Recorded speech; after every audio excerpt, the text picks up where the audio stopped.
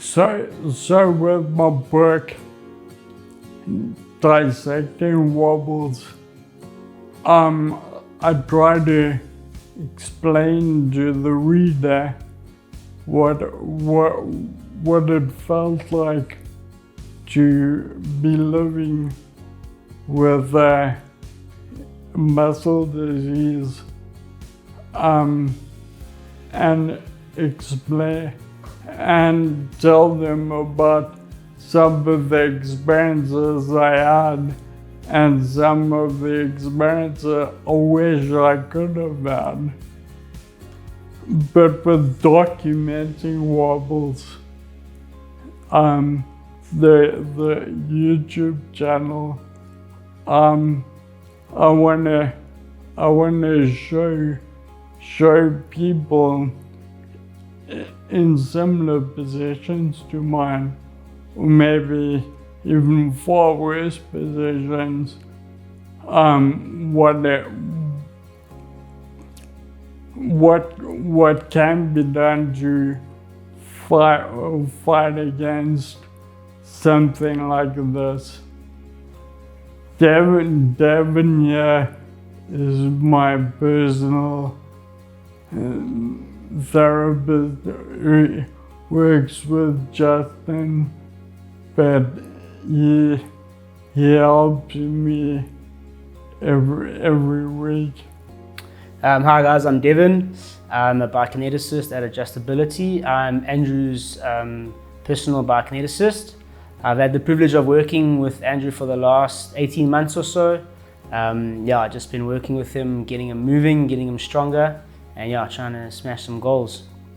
Andy, when you came here and we did those first couple of sessions, and I saw you, how Dev was assisting us and how you interacted with Dev, I saw there was a connection there, but I just want to give Dev and yourself, your journey for 18 months, some punch or some substance. Is that what you have leaves you quite fatigued? So other people in your shoes might say to themselves, well, why should I do exercise? Because I'm so fatigued afterwards, I sleep afterwards, I can't do anything.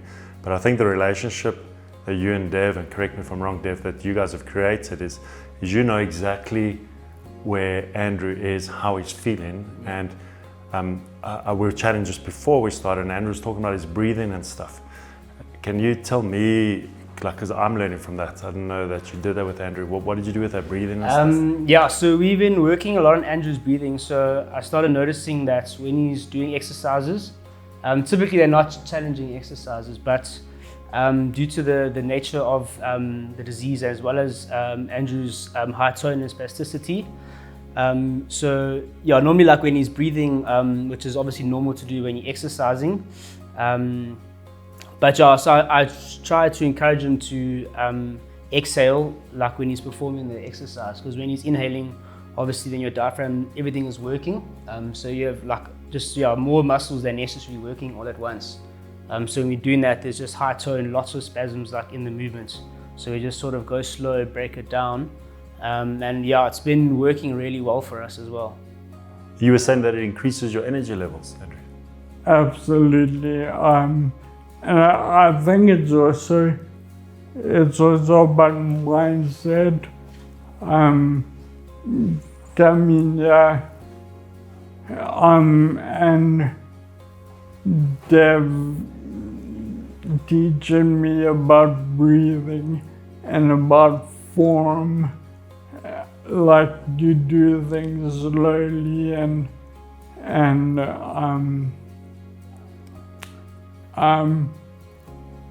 to do the exercises slowly has been really beneficial for me, and it's overflowed into my everyday life, like with picking up a cup or a plate or something, whereas I normally just throw my hand out and knock it over. I try and concentrate more on that, and that's because of what Devan's been talking about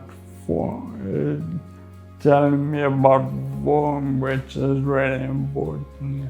And I took your first 2 sessions, that's right, hey? And I remember the first session, you came back the week after and you said you were quite sore afterwards. Now, I just want to give clarity on that. First of all, as biokineticists, we prescribe exercise, and like medicine, we have to prescribe a dosage and a certain amount of dosage. And I think what's critical with your and Dev's relationship is the 18-month period that Dev's got to know you as his therapist, so he knows the correct dosage to give to you. He knows how much stretching you need today versus how much strengthening you need today. And yeah, I mean, I've seen a certain improvement in your posture.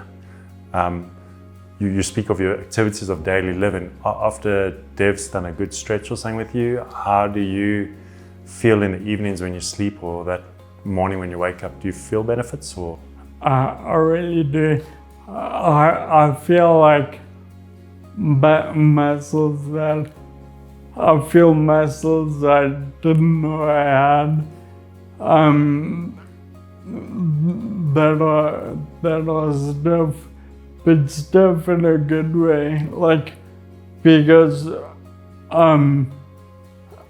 as some of you know, gym has always been a major part of my life, and I had to stop going to gym when COVID happened, because I was scared of COVID, and I stopped going to gym and started stretching and stuff by myself. And then when I came to you, Devan showed me the correct ways to do things, and so I didn't pull a poop string.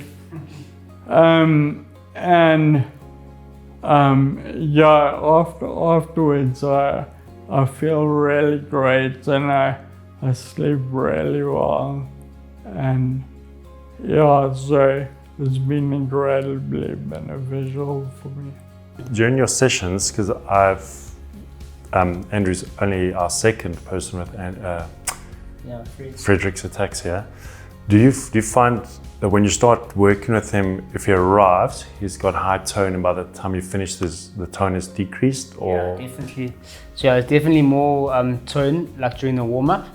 I'm sure like Andrew, whenever we do the stuff, like he always comments on how it feels like he's done the Tour de France.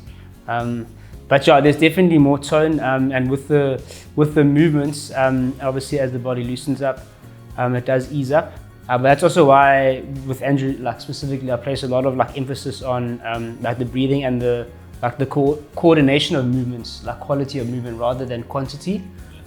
Just because it's pointless going like guns blazing and fatiguing Andrew without any, like quality work and quality movements. Also with the nature of Fred's, obviously it attacks the cerebellum, which is like your coordination. So your coordination originates from. So that's why, again, like emphasis on slow, controlled movements, and we found that to be a lot more beneficial than just like hammering him with, like high intensity movements. Yeah. So much more quality over quantity. Yeah.